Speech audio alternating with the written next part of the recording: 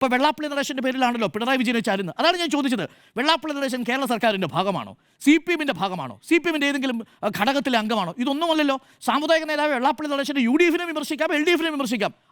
എല്ലാവരും തരാതരം പോലെ ഒരു വലിയ വോട്ട് ബാങ്ക് കണ്ടുകൊണ്ട് വിമർശിക്കുന്നില്ല. അത് വസ്തുതയാണ്. അത് UDF-ഉം വിമർശിക്കുന്നില്ല, LDF-ഉം വിമർശിക്കുന്നില്ല. പക്ഷേ CPM സ്റ്റേറ്റ്മെൻ്റ് ഇറക്കി, ഞങ്ങൾ ഇതിനോട് വിയോജിക്കുന്നു.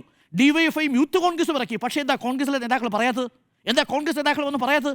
ഇന്നിപ്പോൾ ഈഴവ വിരോധി എന്ന് വിളിച്ചില്ലേ? കാണാൻ നാളെ എത്ര കോൺഗ്രസ് നേതാക്കൾ VD സതീശനെ ഈഴവ വിരോധി എന്ന് വെള്ളാപ്പള്ളി നടേശൻ വിളിക്കുമ്പോൾ വെള്ളാപ്പള്ളി നടേശനെ പരസ്യമായി തള്ളിപ്പറയാൻ എത്ര കോൺഗ്രസ് നേതാക്കൾ തയ്യാറാകുമെന്ന് നാളെ നമുക്ക് കാണാം. ഇതേപോലെ അല്ലല്ലോ CPM പ്രതികരിച്ചത്. അപ്പോൾ വെള്ളാപ്പള്ളി നടേശനെ ചാരുമ്പോൾ ഒരു കാര്യം കൂടി പ്രേക്ഷകർ ഓർമ്മിക്കണം. 2006-ൽ പറവൂരിലെ മനക്കപ്പടി സ്കൂളിൽ ഗോൾവാൾക്കറുടെ ചിത്രത്തിന് മുന്നിൽ, ഭാരതാംബയുടെ ചിത്രത്തിന് മുന്നിൽ കുനിഞ്ഞു നിന്ന് ആ നിലവിളക്ക് കൊളുത്തിയ നേതാവിൻ്റെ പേര് VD സതീശൻ എന്നാണ്.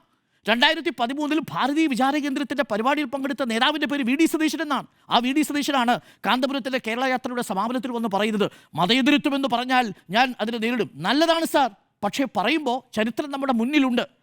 പിണറായി വിജയൻ ഒരു RSSൻ്റെ പരിപാടിക്ക് പോയി ഒരു ഗോൾവാൾക്കറുടെ മുന്നിലും നിലവിളക്ക് കുനിഞ്ഞ് കൊളുത്തിയിട്ടില്ല. ഒരു ഭാരതീയ വിചാര കേന്ദ്രത്തിൻ്റെ RSS പരിപാടിക്കും പോയിട്ടില്ല. ബാക്കിയുള്ള വിമർശനങ്ങൾ വെള്ളാപ്പള്ളിയെ വെച്ച് പിണറായിയെ പ്രതിരോധിക്കുക എന്നുള്ളതാണ്. ചുരുക്കത്തിൽ ഞാൻ പറഞ്ഞു വന്നത് ഇത്രയേ ഉള്ളൂ. ഈ പ്രതീതി നിർമ്മാണത്തെ വസ്തുതകളുടെ അടിസ്ഥാനത്തിൽ ഇടതുപക്ഷം ജനങ്ങളോട് വിശദീകരിച്ചാൽ വോട്ട് വഴി എളുപ്പമാണ് എന്നുള്ളതാണ് ഈ വിഷയത്തിൽ എൻ്റെ ടേക്ക്.